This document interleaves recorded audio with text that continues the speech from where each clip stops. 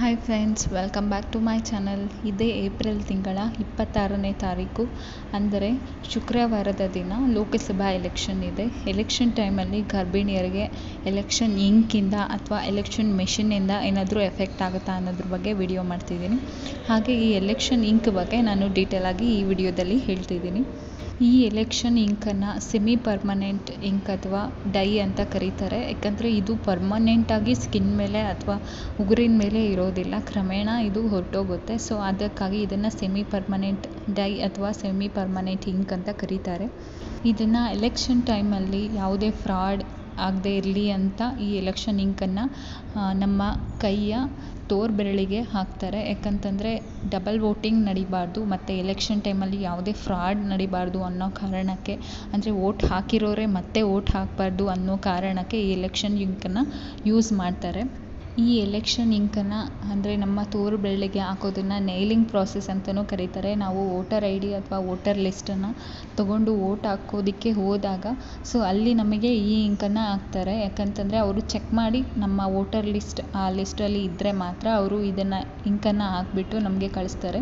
Okay, next ಈ ink apply ಆಗಿದೆ ಅಂದರೆ ನೆಕ್ಸ್ಟು ನೀವು ವೋಟ್ ಹಾಕೋಂಗಿಲ್ಲ, ಅಂದರೆ ಆ ದಿನ ನೀವು ವೋಟ್ ಹಾಕೋ ಹಾಗಿಲ್ಲ. ನೆಕ್ಸ್ಟ್ ಬೇರೆಯವರು ವೋಟ್ ಹಾಕೊಬೋದು ಅಥವಾ ನೀವೇನಾದರೂ ಮತ್ತೆ ನೀವು ವೋಟ್ ಹಾಕೋದಕ್ಕೆ ಹೋಗ್ತಿದ್ದೀರಾ ಅಂದರೆ ಆ ಇಂಕಿಂದ ಅವರು ಫೈನ್ ಮಾಡ್ತಾರೆ, ನೀವು ಆಲ್ರೆಡಿ ವೋಟ್ ಹಾಕಿದ್ದೀರಾ ಅಂತ. ಹಾಗಾಗಿ ಇದನ್ನು ನೈಲಿಂಗ್ ಪ್ರಾಸೆಸ್ ಅಂತಲೂ ಕರೀತಾರೆ.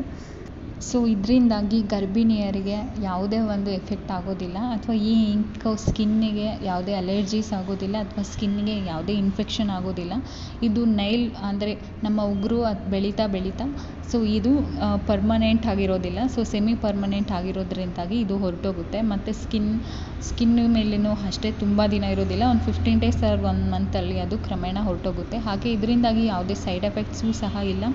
ಹಾಗೆ ಇದರಿಂದ ಅವರು ತೋರು ಬೆರಳಿನ ಮೇಲೆ ಹಾಕೋದ್ರಿಂದಾಗಿ ನಮಗೆ ಯಾವುದೇ ಆದಂತಹ ಫಿಸಿಕಲಿ ಯಾವುದೇ ಎಫೆಕ್ಟ್ ಆಗೋದಿಲ್ಲ, ಯಾವುದೇ ಅಲರ್ಜೀಸು ಸಹ ಆಗೋದಿಲ್ಲ. ಇದರಿಂದಾಗಿ ಗರ್ಭಿಣಿಯರಿಗೆ ಯಾವುದೇ ಆದಂತಹ ಸ್ಕಿನ್ ಎಫೆಕ್ಟ್ ಆಗಲಿ ಸ್ಕಿನ್ ಅಲರ್ಜೀಸ್ ಆಗಲಿ ಸಹ ಆಗೋದಿಲ್ಲ. ಮತ್ತು ಎಲೆಕ್ಟ್ರಾನಿಕ್ ಮೆಷಿನ್ ಅಂದರೆ ವೋಟಿಂಗ್ ಮೆಷಿನಿಂದಲೂ ಸಹ ಯಾವುದೇ ಒಂದು ಸೈಡ್ ಎಫೆಕ್ಟ್ಸ್ ಆಗೋದಿಲ್ಲ. ಆರಾಮಾಗಿ ನೀವು ವೋಟ್ ಹಾಕ್ಬೋದು. ಆರಾಮಾಗಿ ಎಲ್ಲರೂ ತಪ್ಪದೇ 26 ಅಂದರೆ ಶುಕ್ರವಾರದ ದಿನ ತಪ್ಪದೇ ವೋಟ್ ಮಾಡಿ, ಬೇಗ ಹೋಗಿ ವೋಟ್ ಮಾಡಿ. ಯಾವುದೇ ಒಂದು ಪ್ರಾಬ್ಲಮ್ ಇಲ್ಲ. ಇದು ನಮ್ಮ ಹಕ್ಕು, ದಯವಿಟ್ಟು ಎಲ್ಲರೂ ವೋಟ್ ಮಾಡೋಣ.